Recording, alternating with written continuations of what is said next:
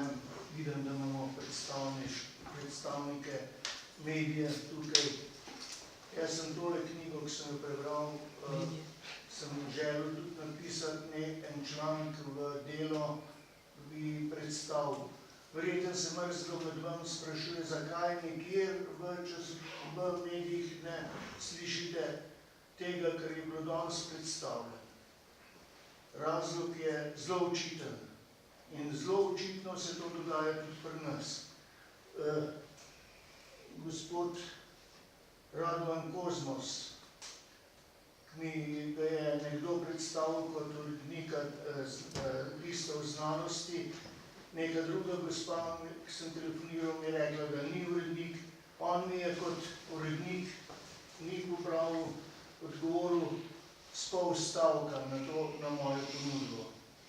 Rekel je takole, gotovo boste tudi sami razumeli, da na straneh znanosti ni mogoče objaviti razmišljanja o kreacionizmu. Ta gospod si dovoljuje pravico, da ljudem omejuje pogled samo na naturalizem, nobeno na naravnost. Ne ve, jaz sem odgovoril, da bi moral vedeti, kot urednik znanosti bi moral vedeti, da pravi znanstvenik išče resnico v življenju, ne pa naturalističnih razlag tega, kar opazuje. Se pravi, taka zaščita pred to vrstno tematiko se dogaja tudi pri nas, ne samo drugje. V Ameriki je precej DVD-jev na to temo in ena zelo debela knjiga z naslovom Pokol disidentov, kjer natančno opisujejo, kaj se je dogajalo z znanstveniki, ki so zagovarjali kreacionizem. Hočem samo to reči, da se to dogaja tudi pri nas, ne samo drugje. Hvala. Hvala. Tako je, vprašanje, ki bi nas moralo res zanimati, ali pa bom zase govoril, ki mene zanima je to, kaj je res, ne samo kaj je znanstveno. Ker znanost se vnaprej omejuje samo na to, kar je naravno. Če nekaj presega naravo in Bog stvarnik, ki je recimo ustvaril vesolje, je v bistvu po definiciji nad tem, izven narave. Tako je stanje. Velikokrat se pozablja, da je bilo veliko res najimenitnejših znanstvenikov v bistvu zagovornikov stvarnika. Newton, Maxwell, Kelvin, Pasteur, Faraday. In tudi danes je precej, recimo, ustanovitelj, začetnik te nanotehnologije, ki smo jo omenjali pri nanonapravah, če se spomnite, in na svoja stara leta tudi uvidel, da brez Boga ne bo šlo.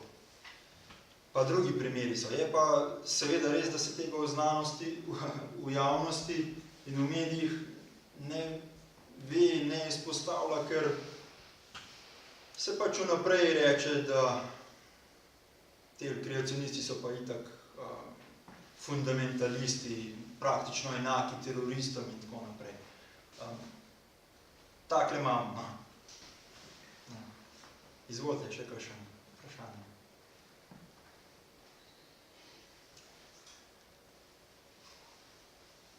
Če ne, še zelo na kratko o tistih šimpanzih, ki sem jih prej omenjal, to, da smo 99% enaki po genomu kot šimpanzi, ne velja, ta številka je bila tekom let že precej spuščena in se zdaj giblje tam od 95 do recimo 70-75%.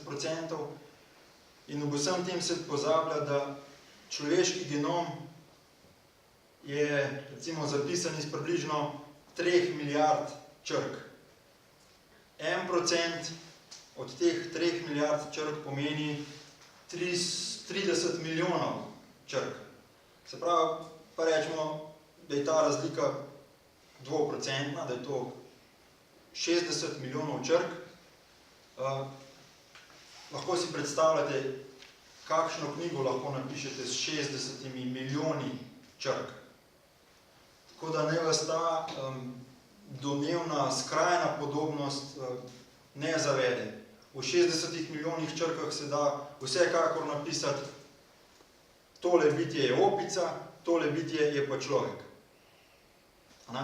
In če ste kdaj programirali, veste, da se da napisati programe delujoče, ki imajo kodo 99% enako, pa vam dajo zelo različne rezultate. In genom je res dovršen program, mnogo kompleksnejši od C++ in tako naprej, skratko od današnjih programov. Izvolite. Koliko procentov genoma imamo pa istega z banano? Ne vem. Baje, 86. Ja, možen. In je irelevantno, opica, banana. Seveda, ampak hvala, Jan, za to opombo. Izpostavlja se, češ, lejte, se smo opice, se imamo genom 99% enak. Povprečen človek se verjetno ne bo vprašal tega, kar ste zdaj vi vprašali. Ne, pa sej, to so znanstveniki rekli. Številko sem malo pozabil, ampak je zelo blizu. Ja, ampak poudarjam to, da že 1% vam lahko pomeni ogromno razliko. Če si predstavljate nek delujoč program, neko kodo, nek skript, sestavljen iz 3 milijard črk, 3 milijard znakov, recimo, potem lahko napišete dva programa, ki sta si 99% enaka po kodi, pa vam dajete zelo različne rezultate. V bistvu zadostuje nekaj drugačnih izrazov, nekaj drugačnih zank in je to. V tem smislu. Ja, hvala za vprašanje. Ok. Lepo se vam zahvaljujem za potrpljenje, lepo, da ste prišli v takem vremenu, eni iz, ne vem, zasneženih pokrajin in tako naprej. Tako da, hvala za pozornost. Tamle so knjige razstavljene, lahko vzamete tudi kakšno drugo.